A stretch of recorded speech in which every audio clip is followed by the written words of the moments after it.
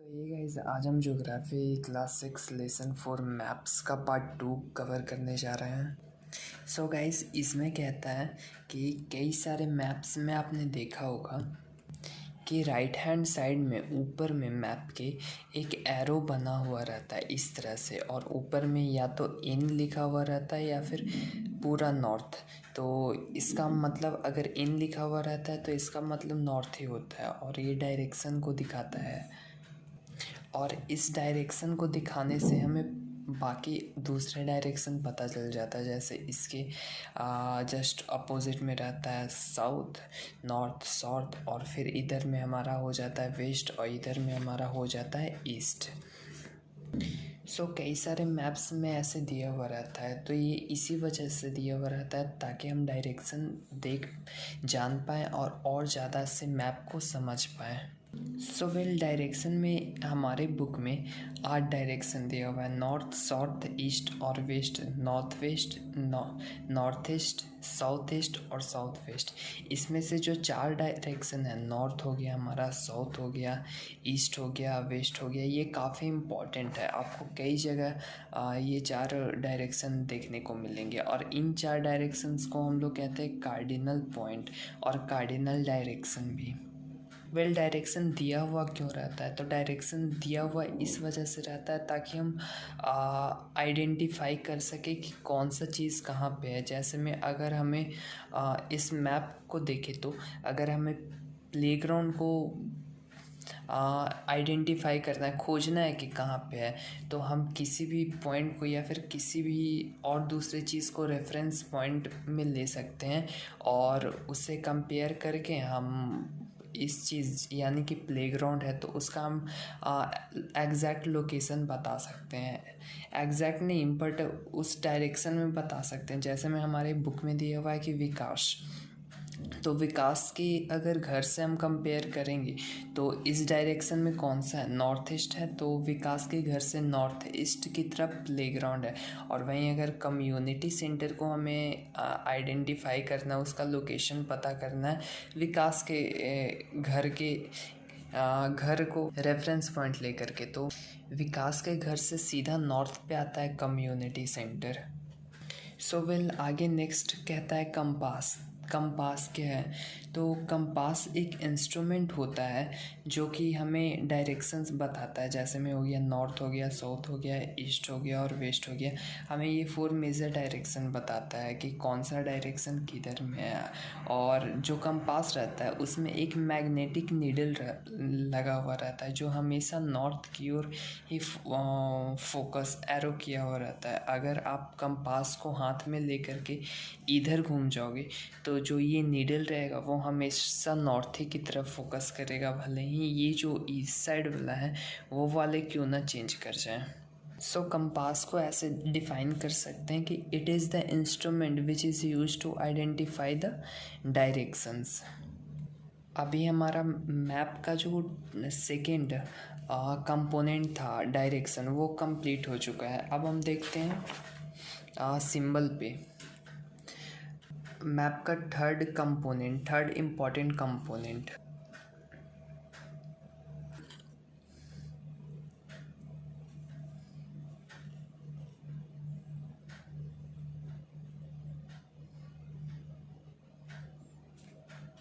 यहाँ पे हमारा रेलवे लाइन और ये जो तीनों जो आप फिगर देख रहे हैं वो रेलवे लाइन को रिप्रेजेंट कर रहा है, वो ट्रैक्स को रिप्रेजेंट कर रहा है। इनफैक्ट जो ये लास्ट वाला है RS के साथ लिखा हुआ वो रेलवे स्टेशन को भी रिप्रेजेंट कर रहे हैं। अगर रेलवे स्टेशन की ड्राइंग बनाना काफ़ी डिफ़िकल्ट है, बट अगर आप उसको इस तरह से ऐसे करके और इस तरह से अगर आप ड्रॉ कर देते हो तो सिंपली में आप रेलवे स्टेशन का ड्राइंग कंप्लीट कर देते हो।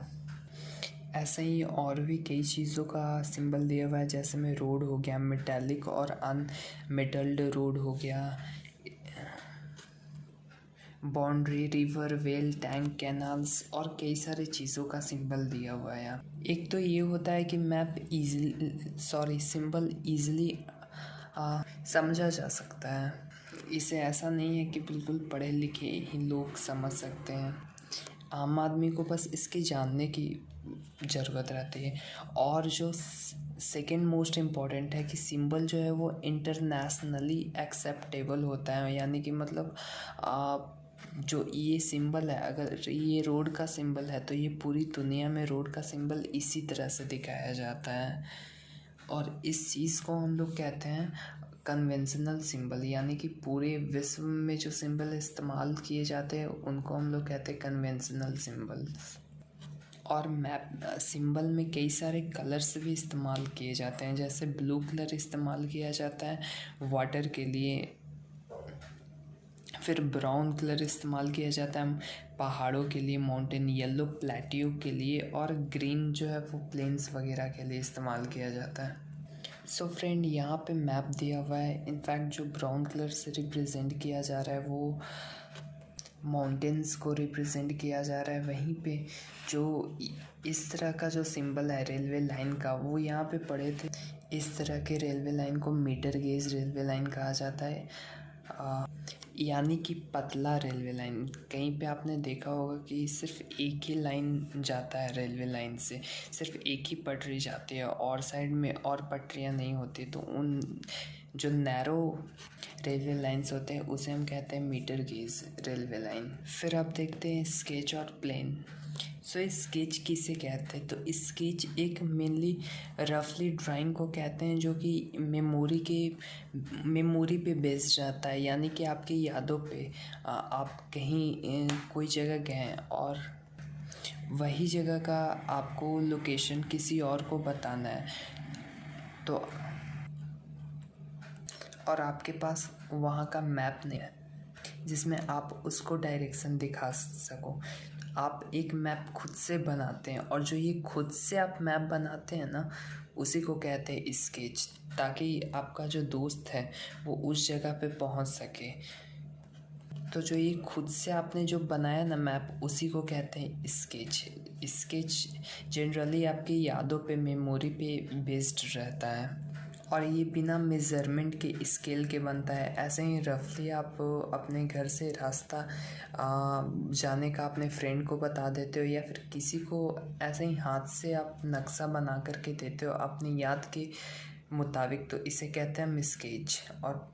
और प्लेन भी ड्राइंग रहता है, पर ये छोटे से जगह का ये ड्राइंग रहता है, जैसे में आपका रूम का हो गया। और जब ये इतनी छोटे जगह का जब कोई चीज़ मैप वगैरह बनता है तो वो बड़े स्केल पे बनता है, यानी कि जो उसका स्केल का साइज है वो किलोमीटर से मीटर से डिवाइड हो जाता है, और मीटर से फिर सेंटीमीटर। इन चीज़ों में जब डिवाइड होने लग जाता है तो उसे हम लार्ज स्केल कहते हैं। सो प्लेन जो है वो ड्राइंग है छोटे से एरिया का।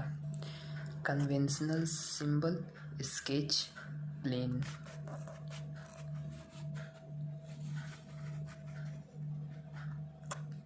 So 3 component of map: distance, direction, symbol. 4 cardinal direction: north, south, east, west. Scale of the map: ratio between the actual distance on the ground and distance shown on the map. Map are more helpful than globe because map gives us or provide more information than globe. So map क्या होता है? Map is the drawing of the earth on a flat surface according to scale. और वहीं plan क्या होता है? A plan is the drawing of a small region which provide limited data about the certain small region. Which map provide detailed information? So large scale map provide detailed information as comparison with a small scale map. How do symbols help in reading maps? So symbols make a map simpler and easy to understand for all peoples in whole world. So thank you.